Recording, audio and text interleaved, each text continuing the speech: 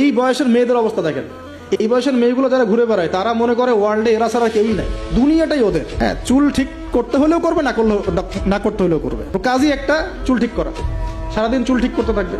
হ্যাঁ, মানে বাসায় যত মেকআপ সব একদিনে মেখে বের হয়ে যাবে। মানে মানুষকে দেখাতে হবে, আমাকে মানুষ দেখুক, সুন্দর বলুক।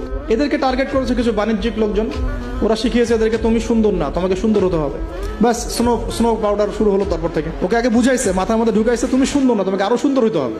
ব্যাস তারপরে যে এই ক্রিম সেই ক্রিম ব্যবসা শুরু হয়ে গেল, এই পারলা সেই পারলা। মানে এই মেয়েগুলার, আপনি বিশ্বাস করেন, এই টিকটক প্রজন্মের কথা বলছি, কিশোর গ্যাংয়ের কথা বলছি, ছেলেরা যতটা না বদ, এই মেয়েদের একটা বড় অংশ তার চেয়ে অনেক বেশি বদ।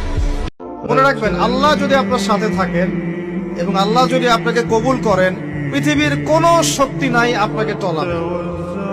পৃথিবীর কোনো শক্তি নাই, পৃথিবীর সমস্ত শক্তি একত্রিত হয়ে আপনার চুল বাঁকা করতে পারবে না, যদি আল্লাহ আপনার সাথে থাকে। কখনো হতাশ হবেন না। ফাইন্না মাআল উসরি ইউসরা, নিশ্চয়ই কষ্টের সাথে স্বস্তি আছে। ইন্না মাআল উসরি ইউসরা, অবশ্যই কষ্টের সাথে স্বস্তি আছে। এটাই সেই জামানা, যে জামানা সম্পর্কে নবীজি বলেছেন, এখানে সত্যবাদীকে বলা হবে মিথ্যাবাদী, মিথ্যাবাদীকে বলা হবে পরম সত্যবাদী। মানুষ আমানতদারকে বলবে খেয়ানতকারী, খেয়ানতকারীকে বলবে চরম আমানতদার। মানুষ সত্যকে মিথ্যা করবে, মিথ্যাকে সত্য করবে। রাসূল বলেছেন, যে হিংসা করে, হিংসা তার নেক আমলগুলোকে খেয়ে ফেলে, ঠিক যেমন করে আগুন কাঠকে খেয়ে ফেলে, ঠিক এইভাবে নেক আমলকে হিংসা খেয়ে ফেলে। তাই হিংসা থেকে দূরে থাকবে।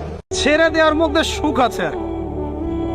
মনে করেন কেউ আপনি গালি দিয়েছে, তো আপনি অনেস্ট, আপনি সৎ এবং আপনি কোনো অন্যায় করেনি, আপনি মাজলুম, তারপরে আল্লাহর সন্তুষ্টির জন্য ছেড়ে দিলে, আচ্ছা ছাক, কিছু দিয়েছে বা ওকে কিছু বললাম না, ছেড়ে দিল। এই ছেড়ে দেওয়ার মধ্যে যে এত সুখ, এটা আপনি বুঝতে পারতেন না। এই সুখটা উপলব্ধি করেছেন স্বয়ং রাসূল সাল্লাল্লাহু আলাইহি ওয়াসাল্লাম। পৃথিবীর কোন সৃষ্টির কাছে যাররা পরিমাণ কিচ্ছু পাওয়ার আশা করবেন না। একটু আশা করবেন, আপনি কষ্ট পাবেন। কারো কাছে কোনো আশা করতে যায় না, শুধু আল্লাহর কাছে আশা করেন।